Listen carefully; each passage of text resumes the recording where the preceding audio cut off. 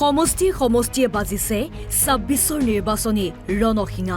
প্ৰতিটো দলে প্ৰতিটো সমষ্টিত নিজা নিজা ভেটি সুদৃঢ় কৰিবলৈ কঁকালত টঙালি বান্ধিছে। আৰম্ভ হৈ গৈছে দলীয় কৰ্মীৰ দল বাগৰা পৰ্ব। এয়া হ'ল সৰভোগৰ ভৱানীপুৰ সমষ্টি। গোৱৰ্ধন মণ্ডলৰ বিজেপিৰ খৈৰাবাৰীত বিশাল যোগদান কাৰ্যসূচী। মন কোমলিছে সংখ্যালঘুৰ। শতাধিক মুছলমান পুৰুষ মহিলাৰ বিজেপিত যোগদান।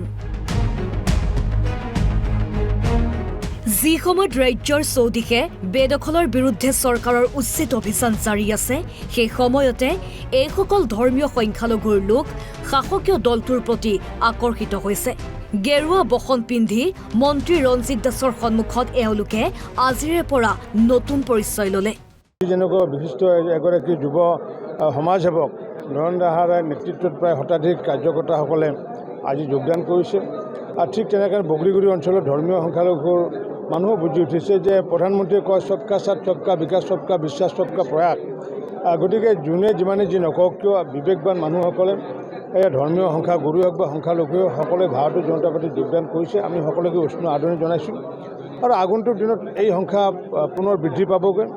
আৰু যিহেতু আমি আগন্তুক দিনত প্ৰায় 100টা আমি লক্ষ্য ৰাখিছোঁ আৰু এই মুহূৰ্তত NDA 90টাতকৈ অধিক চিট জিকিব আৰু মাননীয় মুখ্যমন্ত্ৰী ডক্টৰ হিমন্ত বিশ্ব শৰ্মা ডাঙৰীয়াই মুখ্যমন্ত্ৰী পুনৰবাৰ দায়িত্ব দিব আমি সকলোৱে বিচাৰিছোঁ।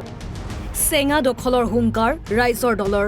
নিৰ্বাচনৰ দিন চমু চাপি অহাৰ লগে লগে আন দলৰ দৰেই ৰাইজৰ দলেও চলাইছে ব্যাপক তৎপৰতা।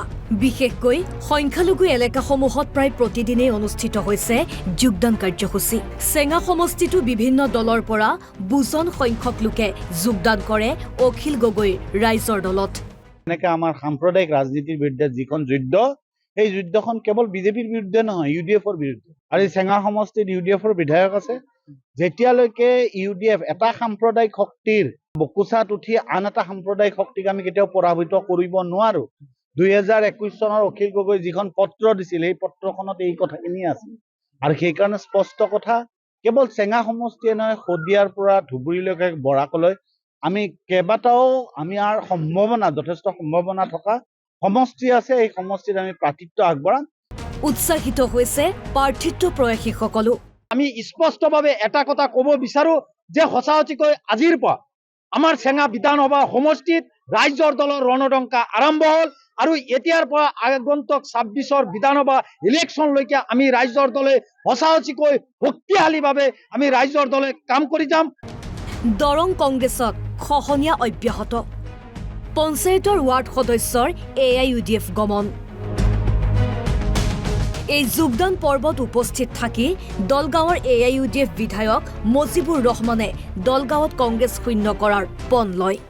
এতিয়ালৈ প্ৰায় 1,500 মান হ'ব আৰু টোটাল জনসাধাৰণ যোগদান কৰিছে। তো আপোনালোকে চাই থাকক, জানুৱাৰী আহোঁতে মোটামুটি কংগ্ৰেছ চাফা হৈ যাব। যোৱাবাৰ মই 60,000 ভোটত দলগাঁও সমষ্টিৰ ৰাইজে মোক জিকাইছিলে। এইবাৰ দলগাঁও সমষ্টিৰ ৰাইজে পণ লৈছে যে more than 1 লাখ ভোটৰ ব্যৱধানত ইনশাআল্লাহ দলগাঁও সমষ্টিৰ পৰা তালাচাবি জিকাব। এইদৰে এতিয়া সমষ্টিয়ে আৰম্ভ হৈছে 26ৰ নিৰ্বাচনৰ কুচকাৱাজ।